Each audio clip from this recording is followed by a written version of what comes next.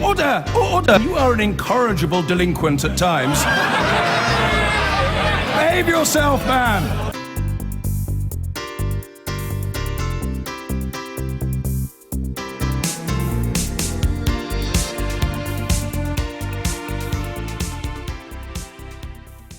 Now, Theresa May is today at the G20 in China, hobnobbing with other world leaders. On Friday, however, she invited us to her Maidenhead constituency to give her first impressions of the task facing the government as it unwinds its relationships with the EU. And I started by asking her about that striking speech she gave outside Downing Street when she became the first Prime Minister first, and she promised to take action against what she called the burning injustices around Britain.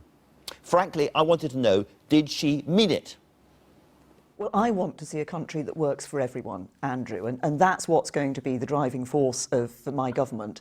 And that's looking at a society that works for everyone, an economy that works for everyone. So we'll be looking across the board at issues like schools and hospitals and opportunities to ensure that people can actually get on and take those opportunities regardless of their background, but it's about their talents and their willingness to work. So in concrete terms, there's a lot of people on your side of politics who would say that in terms of education, grammar schools are the way forward. That's what got people. You went to a grammar school, it then became a comprehensive. Lots of people like you got to the top by going to grammar schools. Are you prepared to allow more grammar schools to open and existing grammar schools to expand?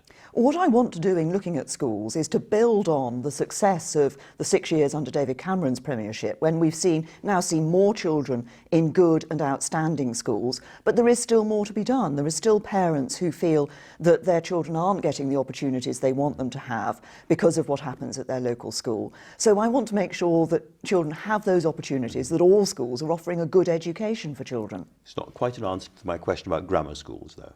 Well, Justine Greening was on your programme and said she'll be looking at these issues, which she is doing, so we will look at the work that Justine is doing. But the abiding theme that I want to ensure is there is that of giving opportunity to young people, of ensuring that whatever school anybody is going to, wherever they are in whatever part of the country, they're actually able to we're able to ensure they get that good quality of education that gives them the opportunities to get on in life. Would you like to see, at the end of the first Theresa May administration, more grammar schools open than there are now? What I'd like to see, Andrew, is ensuring an education system, regardless of where people are, regardless of the school they're going to, that is ensuring that they're getting the quality of education that enables them to take on those opportunities. Because when I talk about a country that works for everyone, it's about ensuring that whatever people's talents are, it's about how far their talents can take them.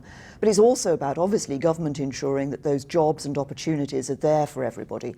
And I think that there are, sadly, some people in the country who do feel that actually benefits of what's happened over the last few years have gone to other people and not to them. It's ensuring that it is that government and country that works for everyone. So if you're going to operate on the basis of the people at the bottom of the heap, as it were, why did you water down the obesity strategy, for instance, where there was a very, very carefully worked out, complicated, thought-through strategy to help the problem of obesity, which particularly affects poorer people, and it was dismantled at the last moment? Well, what we've come forward with is, I think, an obesity strategy that is going to work, an obesity strategy that will have an impact on people through the work that we'll be doing in terms of reductions of sugar and so forth. But there is an issue here, I think, which is, first of all, you say we want to obviously help those who are at the bottom of society, but I also want to help, as I said on the steps of Downing Street, those people who are perhaps in work, but for whom life is still a struggle. And I think it's often those people who feel that they've been particularly left behind. But if it's not to be more than warm words, you have to take on some of the big interests. And it did seem that you sided in the end with the big food companies and the advertisers rather than the medical people and the lobbyists on the obesity issue. Now, I've been very clear that I'm not afraid to take on the big interests. When I spoke in Birmingham at the start of what was going to be the national leadership campaign, of course things turned out a little differently, I spoke about the importance of actually dealing with irresponsible behaviour in companies. So as you will have seen in my time as Home Secretary, I'm not afraid to take on big interests when I think that is the right thing to do. Now, you've already mentioned the B word, so let's talk about Brexit. Brexit means Brexit, you've said, but what does Brexit mean? It's about coming out of the European Union at its simplest. It's about listening to the British people. We're the only party now that is actually saying that we're prepared to accept the vote that people gave, and we've listened to people, and we will now make a success of that. Obviously, there's going to be a period of negotiations, but what I'm very clear about particularly, and this is a message I'll be taking to the G20 in China, is that this is not about the United Kingdom suddenly wanting to be inward-looking. Actually, we will continue to be a bold, outward-looking country. We want to forge new deals. We want to be an independent Britain, forging our own way in the world. At Chequers, you made it clear that as far as you're concerned, part of what Brexit means is strict controls on immigration. Will your successor as Home Secretary, if she's in the job, say, in 4 or 5 years' time, be able, if she chooses, to say no immigration at all or only a dribble from the EU?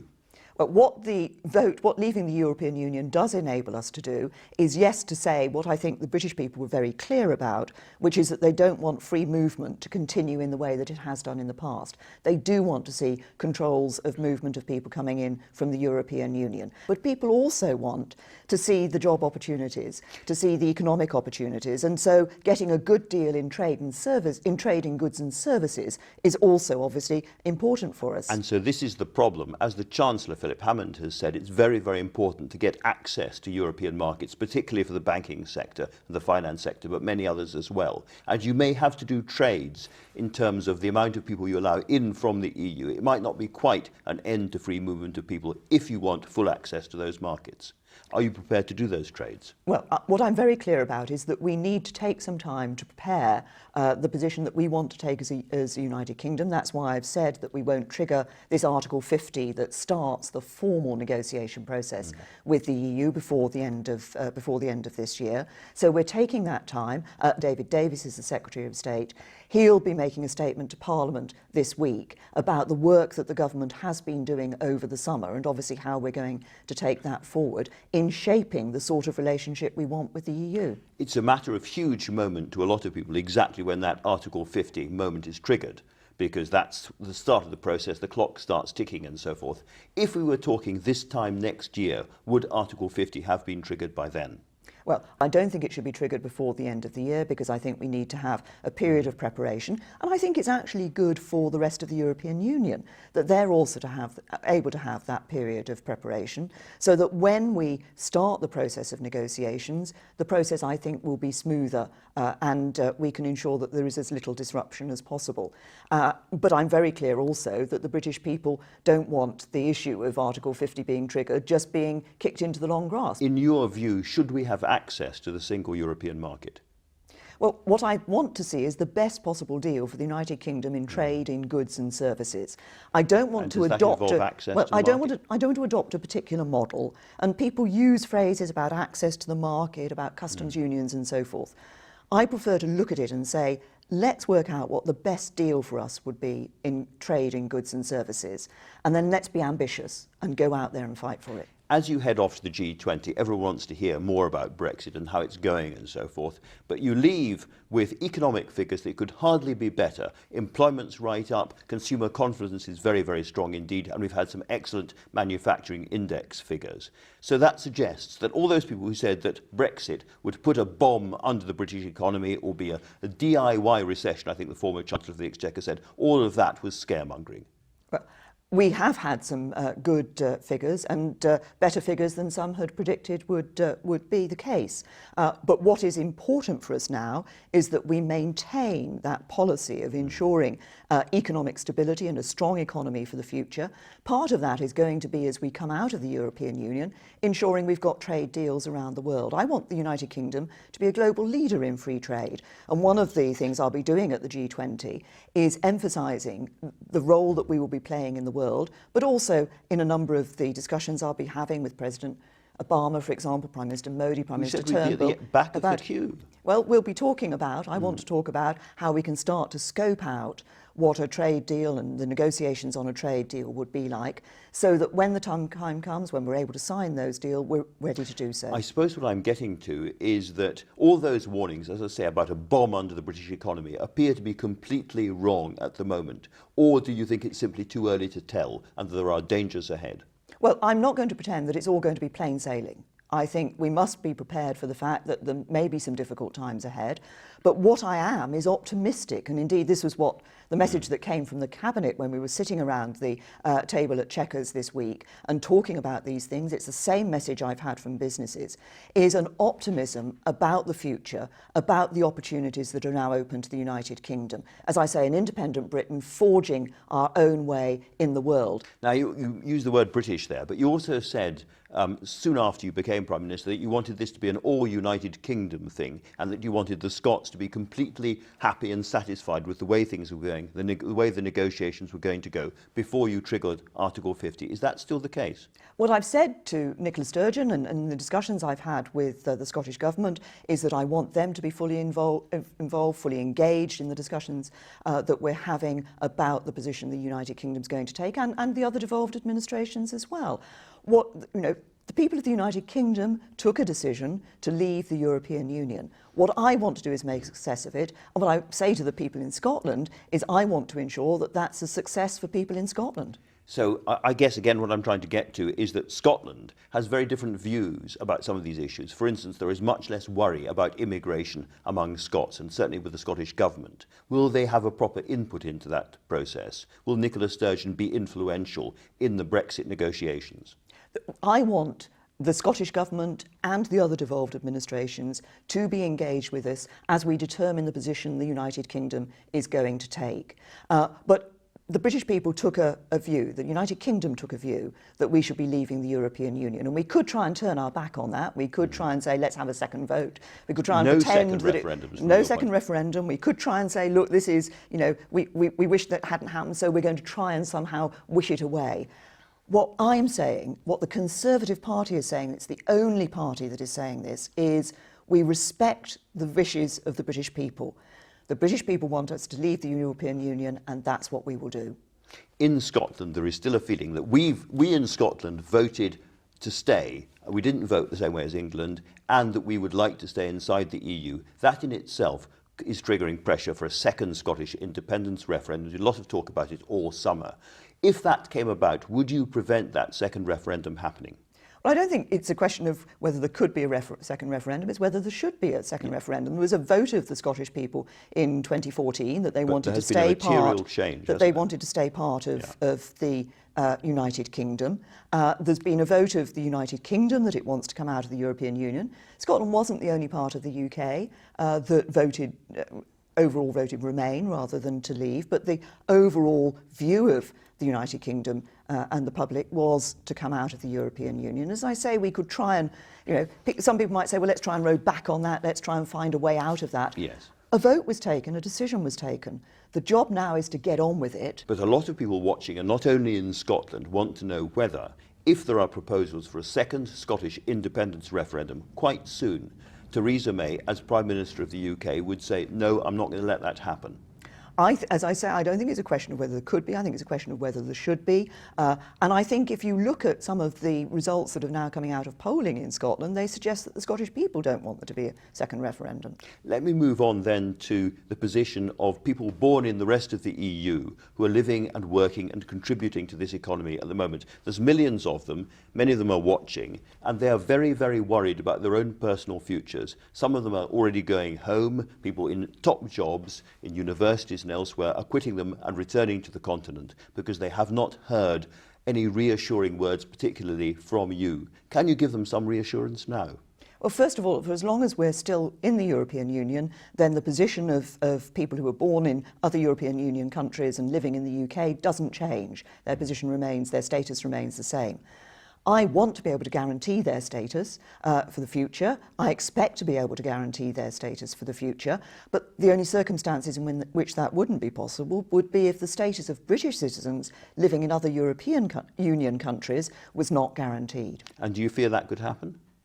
I think it's important that we're very clear that I expect the status of British citizens in the other countries in the European Union to be guaranteed, as I expect to be able to guarantee the status of EU citizens living here. Now, we've talked about a possible Scottish referendum, and we've talked about the timing of Article 50 and so on. Let me ask you about another election, which is the next general election. Because if you look at the polling, and a lot of people in your party are very excited about this, if you went to the country now, you get a majority of something like 114 or 130. And that seems a wonderful opportunity for you. Are you tempted in any way to call a snap election? I think what's important, particularly having had the referendum vote, is that we have a period of stability. There's a challenge ahead in ensuring that we make a success of coming out of the European Union. I think it's important that we focus on that and the other reform agenda that I have for the country as we go forward.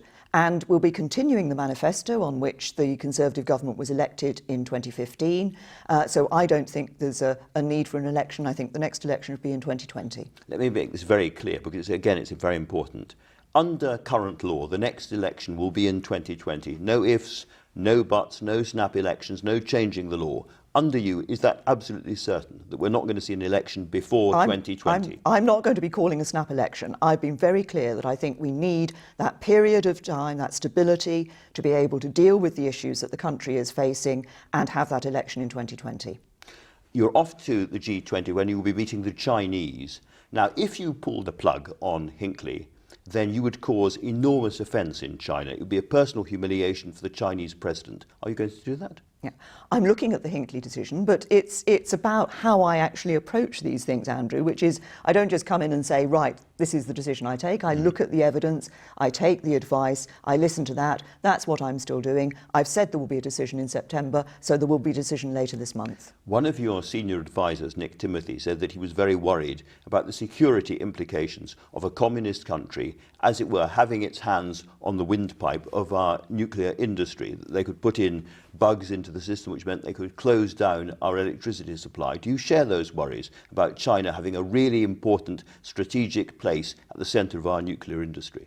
What I'm doing is looking at this decision, looking across the board at the various aspects of this decision. But do you share those worries? Looking across the board at the various aspects of this decision, and then we'll come to a view as a result of the work that I'm doing. As I say, I will come to a view in September. As Home Secretary in the past, of course, and as Prime Minister, national security is a key issue for us. But in terms of that individual decision, I'll be looking at all aspects of it and come to a decision in September. But it would be quite something, wouldn't it, to have a communist country in control of our nuclear industry, because they don't just want Hinckley, they want to build their own station at Bradwell as well. So this is a big, big strategic decision. And yet, if they are offended by the way we approach this, we are cutting off our noses and spiting one of our really, really important partners in the future post-Brexit. So it's a really tough decision for you, isn't it? I think you're trying to get me to sort of give an indication as to what my decision is going to be, Andrew, which I'm not going to do, because as I say, the way that I work is to assemble the evidence, to look carefully at the evidence and then come to a decision. And that's the process I'm going through. Theresa May, thank you very much indeed for talking to us. Thank you. I've been getting away